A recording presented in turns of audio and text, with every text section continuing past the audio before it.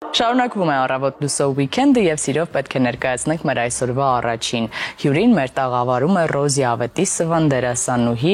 կարելի արդեն ասել հաղորդավարուհի, գործընկերուհի, ընկեր, լավ մարդ, գեղեցկուհի։ Բարի լույս։ Բարի լույս։ Շատ շնորհակալ եմ այս ջերմ խոսքերի համար։ Սիրով շատ ուրախ ենք, որ դու մեր տաղավարում ես ու հետաքրքիր է թե ինչպես ես առասարակ առավոտը դու սկսում։ Քենդին։ Առասարակ աշխատանքային, ոչ աշխատանքային։ Միշտ մի բաժակ սուրճով, բայց շատ ծանր միշտ, որովհետև հատկապես եթե ծանր նկարահանումներ ես ունենում գիշերները առավոտյան պետք է շուտ արթնանաս, ես առավոտվա մարդ չեմ։ Ինձ համար առավոտը սկսում է կեսօրին։ Ժամը 12:30 անգամ 1 երբեմն։ Այդ արդեն աշխատանքն է պարտադրում, որ դու երբեմն լուսաբացը կամ առավոտը չվայելես ու լինես քնած, ցավոք։ Սովորաբար մեր հյուրերին նաև այս առաջին հարցից հետո հարցնում ենք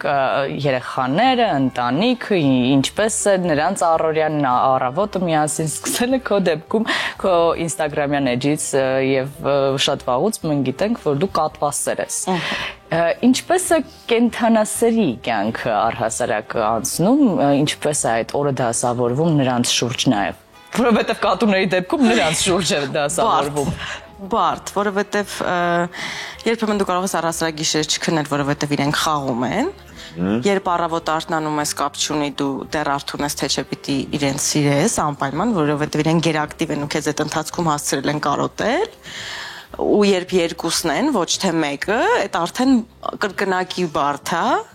կերակրել, սիրել, խաղալ իրենց հետ, ու այդ արանքում արթնանալ, հասցնել, պատրաստվել գնալ աշխատանքի, եթե աշխատանքի ես, մի խոսքով երբեմն գժանոց հայում առավոտները, բայց ես չեմ բողոքում, որովհետև երբ սիրում ես, այդ ամբողջը այնքան սահուն է լինում, որ դու էլ չես նկատում, որ իրականում գժանոցի մեջ ես, եթե քեզ կողքից նկարեն, գուցե հասկանաս, որ ինչ-որ բան նորմալ չի էսպես ամեն օր արթնանալ, բայց իմ դեպքում այդ շատ հաճելի է։ Ստանում ես մեծ էներգիա ու լիցքավորվում ես։ Մի հարցազրույցի ընթացքում շատ տարիներ առաջ ասել ես, որ ամենածանր մտքերը, դժվարությունները, բարդությունները հաղթարելու համար կամ ցելու համար մուլտֆիլմ եմ դիտում։ Հիմա էլ ես նույնն ապրես։ Միշտ։ Ես էլ։ Անտիստրես եմ համարում։ Ես էլ։ Որն է վերջին մուլտֆիլմը, որ դիտել ես։ Որ նորից եմ նայել, կամ որ վերջինը նորից դիտել եմ Հերկուլեսն էր, էլի նորից նայել եմ։ Իսկ նոր մուլտֆիլմ։ Իսկ նոր մուլտֆիլմ այդ եղել է կինոթատրոնում, եթե չեմ սխալվում, Կոշկավոր կատուն երկրորդը, հա, երևի թե դա էր։ Թե երրորդը։ Չէ, դե մի քանի տարի առաջ էր, 2-3։ Այդ կենթաների պոլիսը նայել ես։ Չէ, չեմ հասցրել։ Հեսա երկրորդ նոյեմբերին դուրս գալիս։ Շատ առաջինը նայել եմ, երկրորդը չեմ նայել։ Չէ, երկրորդ նոյեմբերին է դուրս Դե գալիս։ արդեն կնայեմ։ Իսկ ապրոմակցում ես կերպարներին տենց։ Հա։ Հուզվում լացում եմ, ոնց որ ֆիլմի դեպքում, երբ դերասանը լավ է խաղում կամ հուզիչը, ես լացում եմ նույնը մուլտֆիլմի ժամանակ է լինում։ Ես իհարկե ձեզ պես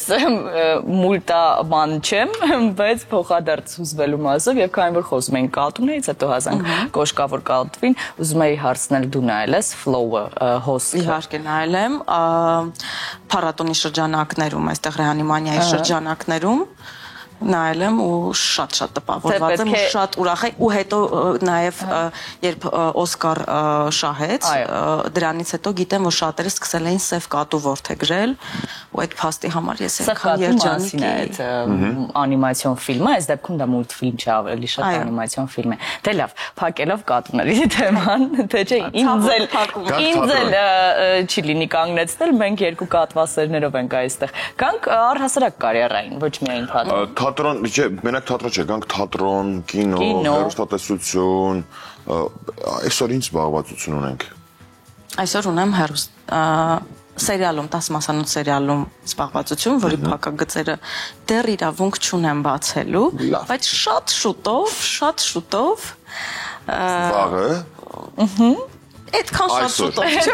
մի քիչ ավելի շատ։ Մենք կարող ենք ավելի շատ ինֆորմացիա տալ նախագծի շուրջ, հիանալի նախագիծ է, կարծում եմ իմ կարծիքով այն լավագույն նախագծերից մեկն է լինելու։ Ես ինքս շատ սիրում եմ նախագիծը, Անին նույնպես, քանի որ միասին ենք խաղացել։ Մենք այդ նախագծում ես իհարկե ավելի փոքր դերակատարմամ, քան բայց շատ ցայտուն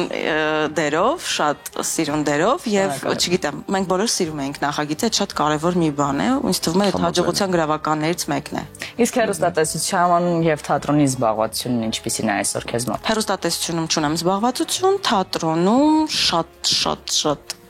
Ինչ շատ։ Դե ներկայացումներ ընթացիկ եւ նաեւ քննարկումներ նոր ներկայացման, բայց դեռ անկեղծ նյութը չենք հաստատել, բայց գուցե եւ սեպտեմբերին ունենանք նոր առաջնախաղ թատրոն տանիքում։ Կարելի է սպասել նորության։ Այո։ Ուզում եմ Ռոզին հարցնել թատրոնի իր կերպարների դերերի մասին, որովհետև ես գիտեմ, որ քո այդ թատերային ճանապարհի ընթացքում դու շատ հետաքրքիր կերպարներ ես մարմնավորել եւ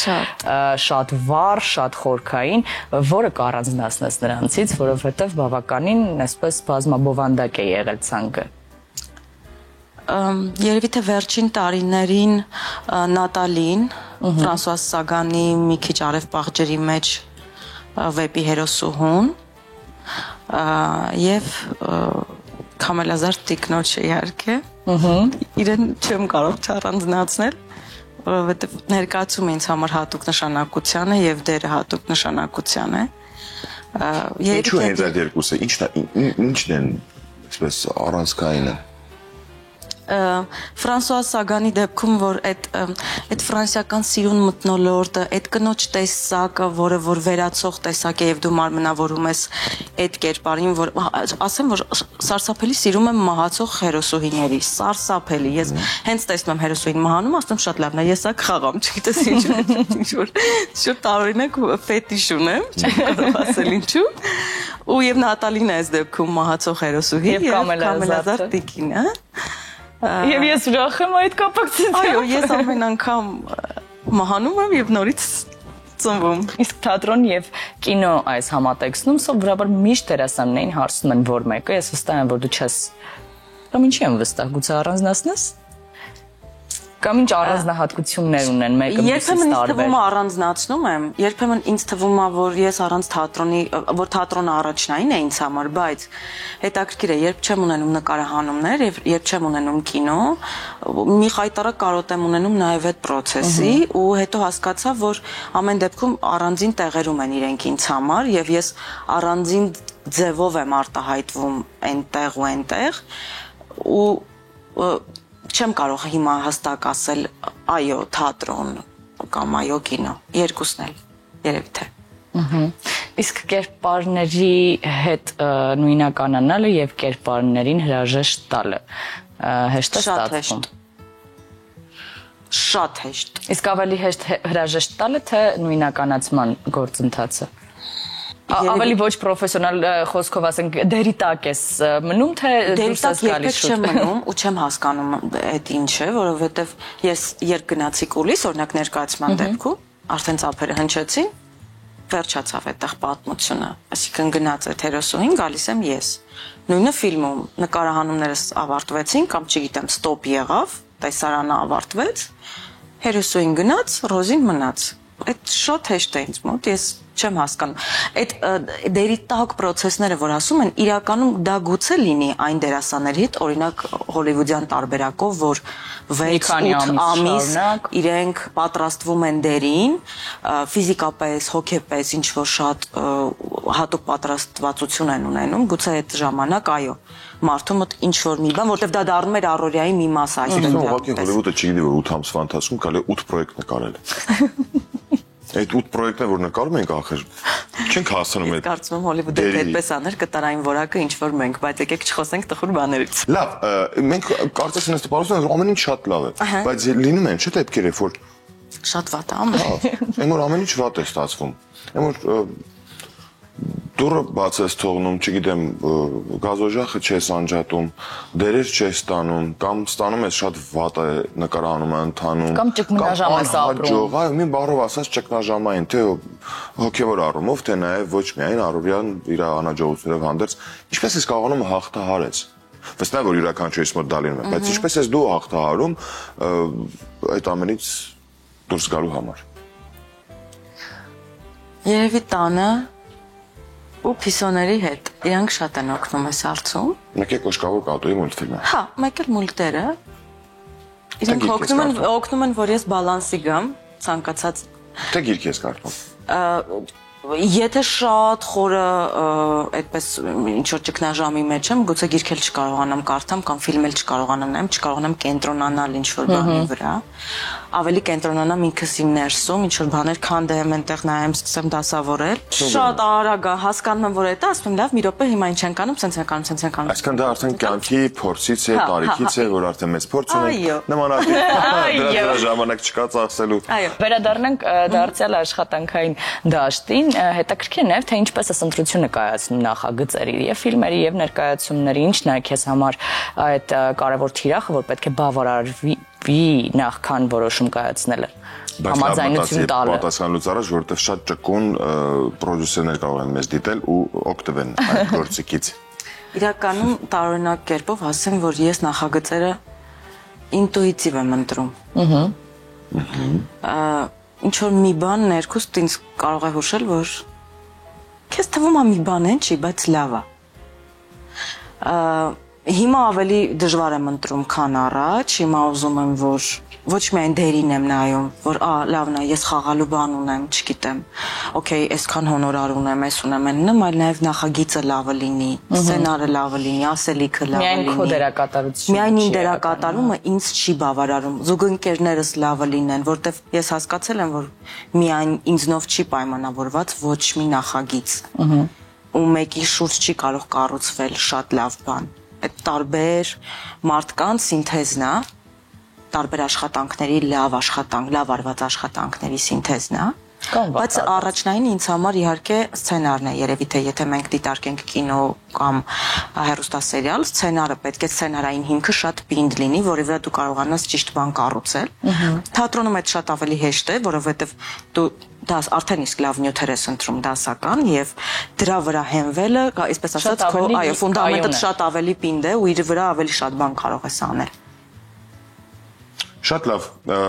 ես միշտ ոնց որ ստացվել է, ես կտրուկ անընդհատ փոխում եմ թեման, նորից կտրուկ փոխեմ թեման։ Սոցիալական հարթակներում ակտիվություն կա։ Երբեմն։ Բայց ժամանակ կա։ Որ ժամանակ լինում է, հա, տենց Երեխեք անում են, ես էլ անում, հետ չմնամ այդ։ Բայց կարողացել ես ինտեգրվես այդ նոր իրականությանը զուգահեռ։ Ինչ որ չափով չէ։ Ես հասկացել եմ, որ երբեմն այդ նախ շատ ժամանակատար երևույթ է իրականում եւ եթե ամբողջությամբ տրվում ես դրան, չէ շատ կարևոր բաներ, դրանից դուրս կարող ես կորցնել, ես էլ այդ կարևոր բաների հետևից եմ ուզում գնալ։ Նաև խոսենք որպես հաղորդավարուհի քո փորձառության մասին, որովհետև դա ավելի ուշ է հայտնվել քո կյանքում, առհասարակ ինչպես ստացվեց եւ դա ինչ բերեց քո կյանք։ Շատ փորձ ունեի, չէ, միշտ էկրանին լինել, միշտ խաղալ, չգիտեմ, կամերայի հետ աշխատանք, բայց երբ դու հայտնվում ես հաղորդավարի աթոռին, չգիտեմ ինչեր ինձ հետ կատարվում, շատ տարօրինակ տեղում է, ես տարօրինակ բաներ էի անում, ինձ շատ երկար ժամանակ էր պետք, որ ընտելանայի։ Կամաց սկսեցի սովորել, երբեմն հյուրեր լինում են քո ընկերները ու դու երբեմն հարցեր ես տալիս, որ գիտես անգամ ինչ որ տեղ ես կպնելու, որ գուցե պետք չի այդտեղ կպնես, բայց այդ պահին դու մեկ է պետք է այնպես ասած լրագրողը քո մեջ միանա, դու այդպես շատ սառը լինես, բայց երբեմն չի լինում, երբեմն մեկ էլ հյուրի հետ շատ էմոցիոնալ բան է ասում, ես էլ եմ հուզվում, որ պիտի գուցե չհուզվեմ, բայց չեմ կարողանում։ Չգիտեմ, բարդ է, բայց որ ասեմ ինձ հաղորդավարուի որպես դիտարկում եմ, չէ, այդպես չի։ Բայց ամեն դեպքում ինչ դա տվեց այդ փորձառությունը քեզ ինչ տվեց։ Կարծում եմ, որ հիմա եթերում սենց հանգիստ եմ խոսում։ Գուցե ինչ որտեղ դրա արդյունքն է, որովհետև ինքս երբ գնում եմ ինչ որտեղ հյուր, ինձ համար ամեն անգամ սարսափ էր։ Նույնիսկ հասկանում որ այս տեսախցիկները միացնում են, ես չեմ ուզում խոսել, ես ուզում եմ գնալ, սենց լարվում ես։ Կամ դեր տվեք խաղամ։ Հա, երբ որ խաղում ես, դու պաշտպանված ես, չգիտեմ, այնտեղ ունես 4-րդ պատ, այնտեղ ունես ստոպի հնարավորություն, սենց ամեն կերպ դու պաշտպանված ես։ Այս դեպքում դու պաշտպանված չես եւ դա քո տարածքը չի։ Ու դու լարվում ես ակամայից։ Հիմա ոնց որ թե այդ լարվածությունը ինչ որ չափով լավ 50%-ով ասեմ չկա։ Այն 50-ը մի քիչ մնացել։ Շատ լավ է։ Հա։ Այն 50-ը չի երևում, լավ եմ քողարկում։ Այն 50-ն էլ մասնագիտական Մասնագիտական հմտություններն ես միացրել։ Երազանք ունես։ Շատ։ Մի երկու հատ կասես։ Ինչով որ կարող ես կիսվել կամ կուզես։ Երևի թե մի մասը մասնագիտական երազանքներ են։ Դրսում աշխատելու մասին երազանքներ։ Ինչ երազանքներ ունեմ կապված կենթանիների մասով, որ կուզեմ մի օր շատ։ Մեծ քաղաք պատրաստես։ Չէ, մեծ կացարանգոն է կենթանիների համար եւ ունենամ այդ հնարավորությունը այդ ամբողջը անելու։ Նմանատիպ երազանքներ ունեմ, տենց փոքրիկ սիրուն երազանքներ։ Սիրուն երազանքներ։ Իրականանան։ Մենք միշտ weekend-ին մեր հյուրերի հետ խաղեր ենք խաղում, այս դեպքում քեզ շատ հատուկ մի ձևաչափ ենք առանձնացրել եւ դու պետք է ընտրես երկու անունից մեկը ու այդպես հաջորդաբար։ Մենք հնչեցնելու ենք հայտնի դերասանուհիների անուն ազգանուններ, դու պետք է ընտրես հայ դերասանուհիներ են։ Խառը։ տարբեր ազգերի ներկայացուցիչների։ Եվ այսպես Կլաուդիա Կարդինալը թե Մոնիկա Վիտի։ Կլաուդիա Կարդինալ։ Կլաուդիա Կարդինալը թե Լիվ Թայլեր։ Կլաուդիա Կարդինալ։ Կլաուդիա Կարդինալը թե Պաս Վեգա։ Կլաուդիա Կարդինալ։ Կլաուդիա Կարդինալը թե Մայա Մորգենշտերն։ Մայա Մորգենշտեյն։ Մայա Մորգենշտերն թե Մերլին Մոնրո։ Բարթա։ Մոնրո։ Լավ, Մոնրո թե Բելուչի։ Ավելի բարթա։ Մոնրո։ Իսկապես ինչ հետաքրքիր։ Մոնրո թե Էմա Սթոուն։ Միանշանակ Էմա Սթոուն։ Էմա Սթոուն։ Էմա Սթոուն թե Մարլեն Դիտրիխ։ Էմա Սթոուն։ Էմա Սթոուն թե Սոֆի Լորեն։ Էմա Սթոուն։ Էմա Սթոուն թե Գայլա Նովենց։ Չէ, Էմա Սթոուն։ Էմա Սթոուն։ Էմա Սթոուն։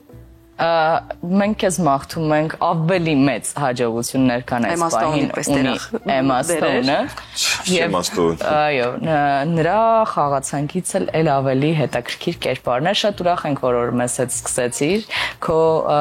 էներգիայով վարակեցիր նաև մեզ, մեր տաղավարը, հուսանք կհանդիպենք նոր ու հետաքրքիր նախագծերի մասին զրուցելու։ Շատ շնորհակալ եմ, ես էլ շատ ուրախ եմ լինել առավոտ։ Լավ օրվա շարունակություն։ Մենք երաժշտություն կլսենք, որից հետո կվերադառնանք ու կշարունակենք։